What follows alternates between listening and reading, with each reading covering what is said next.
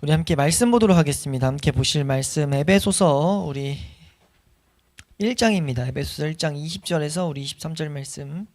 에베소서 1장 20절에서 23절 말씀입니다. 함께 한 목소리로 합독하도록 하겠습니다. 함께 읽습니다. 시작. 그의 능력이 그리스도 안에서 역사하사 죽은 자들 가운데서 다시 살리시고 하늘에서 자기의 오른편에 앉히사 모든 통치와 권세와 능력과 주권과 이 세상뿐 아니라 오는 세상에 일컫는 모든 이름 위에 뛰어나게 하시고 또 만물을 그의 발 아래 복종하게 하시고 그를 만물 위에 교회의 머리로 삼으셨느니라. 교회는 그의 몸이니 만물 안에서 만물을 충만하게 하시는 이의 충만함이니라. 아멘. 예, 우리 이 시간에는 기독교 강요 우리 96번째 시간이네요. 96번째 우리 기독교 강요 2권 16장에 있는 내용을 보도록 하겠습니다. 16장 13절에서 16절에 있는 내용, 그리스도의 부활, 승천 그리고 보좌에 앉으신 내용을 우리가 보게 됩니다. 지금 이 부분은 우리에게 구원사역에 대한, 예수님이 구원사역에 대한 어떻게 보면 정점이라고도 설명을 하긴 하거든요. 예수님의 승천, 부활 승천 그리고 보좌에 앉으신 것을 정점이라고 해요. 왜 그러냐면 우리에게 구원을 주신 것은 생명을 얻는 것에서 그친 게 아니라 그 생명을 얻는 걸 가지고 살아가게 하기 위함이거든요. 그 살아감에 대한 근거가 지금 예수님의 지금 우리가 본 이 내용에 담겨 있기 때문입니다. 그래서 지금 이 부활 승천 그리고 보좌에 앉으신다는 부분을 구원의 정점으로 우리가 이해한다. 그래서 십자가의 죽음의 사건이 우리에게 구원의 기초를 놨다면, 구원의 터를 놨다면, 이제 부활은 그 구원을 확증하고 생명의 능력을 우리에게 이렇게 부여하는 그런 결정적인 사건이다라고 우리가 이해하시면 되겠습니다. 그래서 우리가 이 세 가지 이 보게 되는 부활, 승천, 보좌에 앉으심은요 단절된 사건으로 보시면 안 되고 한 사건이라고 좀 보시는 게 좀 제대로 이해하시는 거라고 정의를 내려놓으면 되겠습니다. 이 부활, 승천, 보좌에 앉으신 거는 하나의 개념을 분명하게 우리에게 말하고 있는데 핵심적인 것은 우리가 새 생명 가운데 어떻게 살아가는가, 새 생명 가운데 살아가는 그 방향성 같은 것들 여러 가지를 다 이 가운데서 우리에게 가르치신다는 거죠. 그래서 우리가 하나씩 좀 살펴보면요. 13절에 그리스도의 부활에 대한 내용이 나옵니다. 죽은 자 가운데서 다시 살아나셨다라는 것을 말하는데요. 지금 여기서 말하는 것은 예수님의 십자가와 죽음, 그 장사됨 그 자체가 구원을 성취하는 필수적인 내용이었지만 그것만 우리가 알고 있다면, 그것만 알고 성도가 참된 걸음을 걸어간다면 반드시 우리는 연약함 가운데 끝나버릴 거라는 거죠. 우리의 무력을 이어나갈 수 있는 힘이 없습니다. 특별히 우리가 실제적으로 죄와싸움을 지금 하는 측면에서 봤을 때 죄와싸움을 하다가 보면 뭐가 닥치냐면 우리 무력과 연약이 우리를 휘몰아치거든요. 그때 우리가 나아갈 수 있는 힘이 죽음 앞에서는 공급될 수가 없어요. 죽으심은 죽으심이거든요. 근데 그것을 아예 우리로 하여금 이기는 힘을 공급하게 하시는 것은 부활이라는 거예요. 그래서 이 칼빈이 여기서 이제 이 첫 번째 대목에서 이 내용을 좀 강조하죠. 오로지 연약함만을 나타내므로 우리가 반드시 알아야 될 것은 부활 가운데 우리는 이 죽음이 우리에게 더욱더 실제가 된다라는 것들을, 왜냐하면 실제 그리스도의 죽으심에 대한 아는 지식을 얻기 위해서는 예수님의 부활의 소망을 근거해서 우리가 나아갈 수 있다는 것을 분명히 봐야 되거든요. 이게 무슨 말이냐면 죄와 싸움을 하는 가운데 우리가 이 무력과 연약이 왔을 때 어떻게 이길 수 있습니까? 라고 한다면 예수 그리스도가 부활하셨기 때문에, 죽음을 이기신 예수 그리스도가 우리에게 보증되어 있기 때문에 우리의 이 죄가 아무리 지독하더라도 그 죄를 이길 수밖에 없는 것은 이미 보증되어 있는 거다 라고 우리는 믿음의 근거를 거기 찾는 거예요. 내가 뭘 해서가 아니라 우리는 아무리 답이 없어 보여도요 하나님을 붙잡고 나아간 자들에게는 분명히 은혜를 주신다 라는 것이 성경의 분명한 지점이기 때문에 그거를 말하는 게 특별히 부활이라는 거죠. 그래서 우리가 이 부활의 지점을 잘 알아야 된다. 우리 여기 부분 한번 읽어보시면요, 우리 636페이지 우리 첫 번째 문단에 밑에서 다섯 번째 줄, 그럼에도 불구하고 우리는 그리스도의 죽으심, 우리 여기 한번 보겠습니다. 함께 읽습니다. 시작. 그럼에도 불구하고 우리는 그리스도의 죽으심을 통해서가 아니라 예수 그리스도를 죽은 자 가운데서 부활하게 하심으로 말미암아 우리를 산 소망이 있게 하셨다고 말씀하고 있다. 그가 다시 사심으로써 죽음을 이기신 자로 나타나심과 같이 우리의 믿음이 죽음을 이기는 것이 오직 그의 부활에 있기 때문인 것이다. 네, 그래서 이걸 좀 더 설명한 게 세 줄 더 내려가서 그의 죽으심으로 말미암아, 우리 세 번째 줄 더 내려가셔서 이어서 읽겠습니다. 시작. 그의 죽으심으로 말미암아 죄가 되었고 그의 부활하심으로 말미암아 의가 소생하고 회복되었다. 그리스도께서 죽음에 굴복해 버리셨다면 어떻게 그의 죽으심이 우리를 죽음에서 해방시킬 수 있었겠는가? 그가 그 싸움에서 지셨다면 그가 어떻게 우리를 위해서 승리를 얻으실 수 있었겠는가? 네, 그래서 얻으셨다는 거죠. 얻으셨기 때문에 우리는 반드시 우리에게도 승리가 보장되어 있다는 것을 우리 그 믿음을 여기 가운데 발휘될 수 있다는 거예요. 그래서 우리가 우력 가운데 있을 때마다 우린 예수 그리스도의 부활하심을 더욱더 알기를 우리는 구하는 자들이 돼야 될 줄로 믿습니다. 그래서 칼빈이 이 지점에서 성경을 탁월하게 해석하는 것은 그리스도의 죽음과 부활을 계속해서 이 대조해서 죄의 제거와 죽음과 소멸, 의의 회복과 생명의 부활 이런 개념으로 죽으심을 통해서 죄의 제거와 죽음의 소멸이 됐고 부활하심을 통해서 의의 회복과 생명에 대한 부활을 우리가 더욱더 품게 됐다. 그래서 로마서 4장 23절 말씀 같은 것들을 이용해서 예수는 우리가 범죄한 것 때문에 내주임이 되고 또한 우리를 의롭다 하시기 위해서 살아나셨다. 이런 것들을 정확하게 좀 우리에게 보게 하거든요. 이건 지금 우리가 잘 생각해야 될 게 우리가 봐야 될 지점입니다.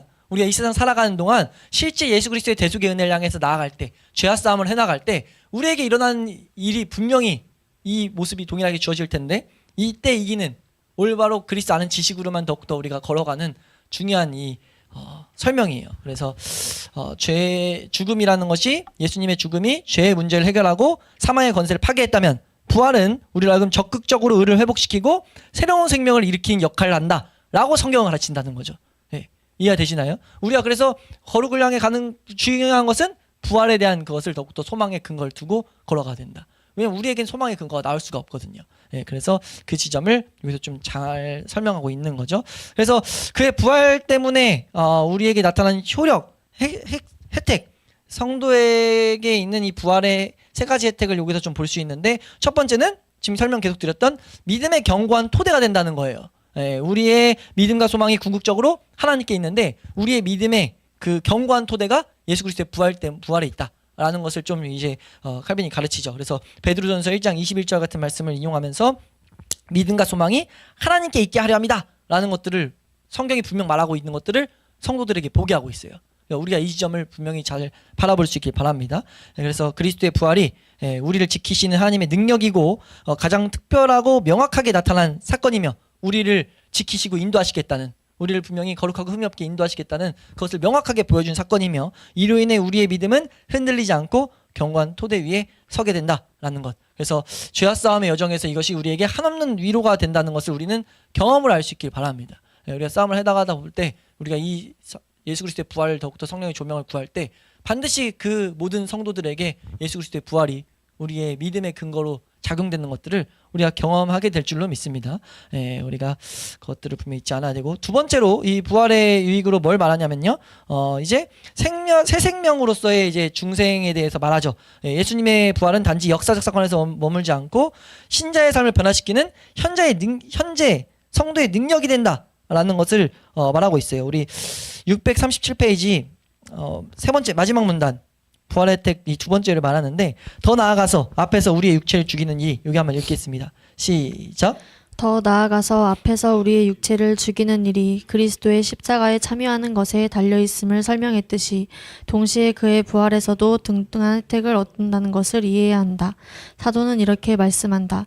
우리가 그의 죽으심과 합하여 세례를 받음으로 그와 함께 장사되었나니 이는 그리스도를 죽은 자 가운데서 살리심과 같이 우리로 또한 새 생명 가운데서 활약하려 함이라. 네, 이 지점은 뭘 말하는 거냐면 우리가 아까 말했던 믿음의 토대를 정확히 두고 갈 때 이건 죽으심이 실제 능력인 것처럼 부활에도 능력이 있다는 거죠. 그래서 부활을 우리가 정확하게 소망의 근거로 붙들고 살아갈 때 이건 성도를 거룩하게 만드는 강력한 그 동기를 넘어서서 실제 능력이 된다라고 지금 말하고 있는 거거든요.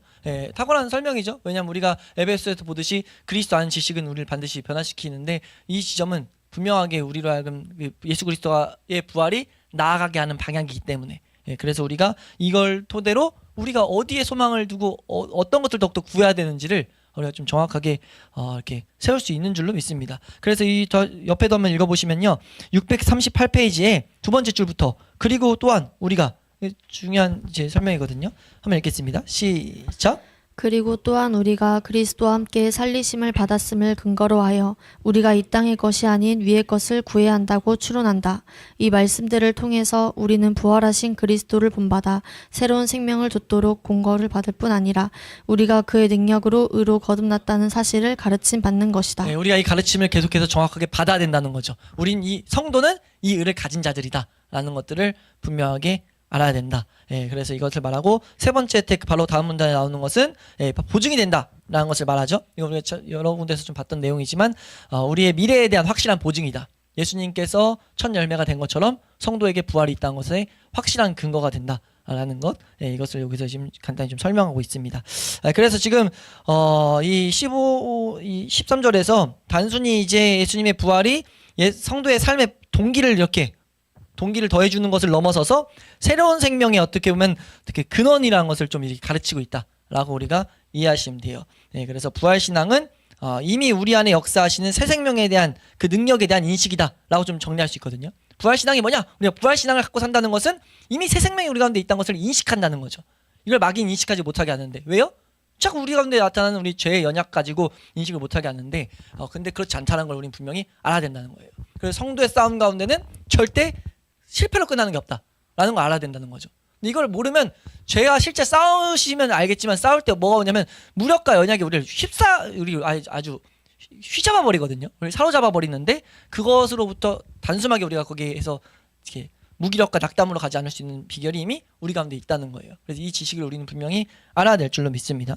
네, 그것을 여기서 설명했고요. 14절에서 하늘에 오르사 예수 그리스도의 승천에 대해서 말하죠. 이것은 분명한 것은 먼저 직접적인 건 새로운 임재가 있다는 것을 여기서 좀 잘 설명하죠. 예수님이 육체적으로 부재함으로써 오히려 예수님이 없어진 게 아니라 모든 사람에게 임할 수 있는 이제 그런 그 변화가 우리에게 주어졌다. 그래서 성령으로서 예수님이 실제 우리 가운데 모두 있는 것 같은 그런 동등한 은혜를 우리 누리게 된다.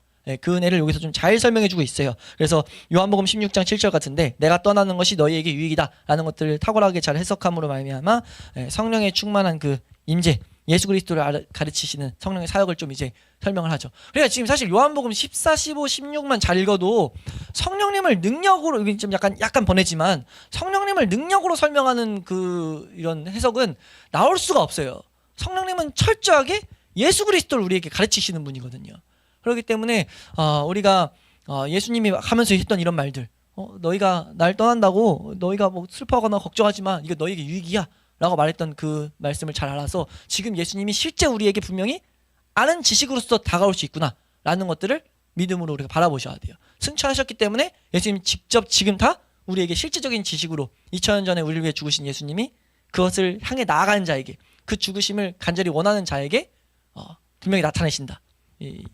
에베소 2장 7절에서 말하는 것처럼 성령을 통해 온 세대에 나타내신다는 것을 우리 분명히 알아야 되죠.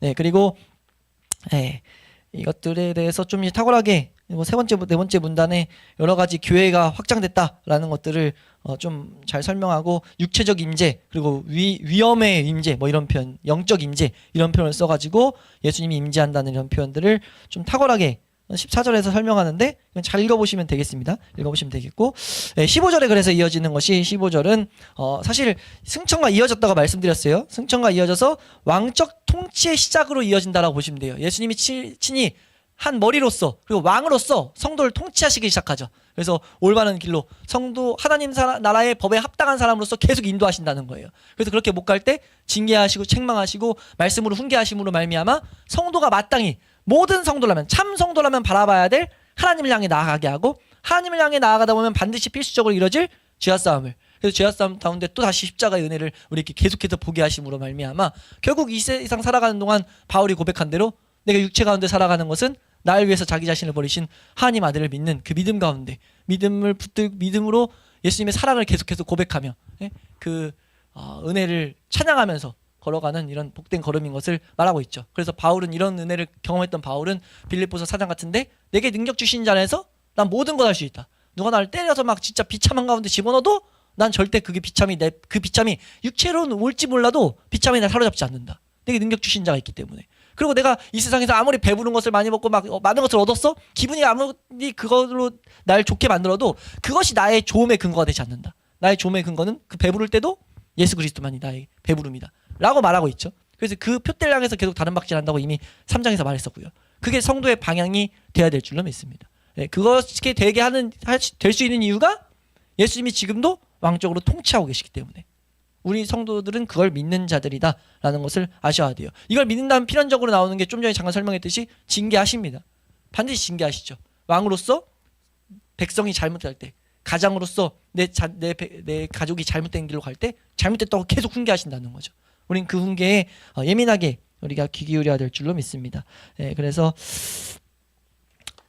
여기 15절은 사실 읽어보시면 왕적 통치가 시작됐다라는 것들을 좀 말하고 있는데 여기만 한번 읽어보겠습니다. 우리 640페이지 15절의 5번째 줄. 이는 마치 그리스도께서 여기 한번 읽어보겠습니다. 이는 마치 그리스도께서 시작. 이는 마치 그리스도께서 하늘과 땅의 주권을 취하셨고 그에게 맡겨진 통치를 엄숙하게 수행하게 되신 것과도 같은 의미이다. 그는 그 통치권을 한번 소유하실 뿐 아니라 심판날에 재림하실 때까지 계속해서 통치권을 행사하실 것이다. 네, 재림하실 때까지 통치권을 행사하실 거예요. 다시 오실 때까지. 이게 성경의 가르침입니다.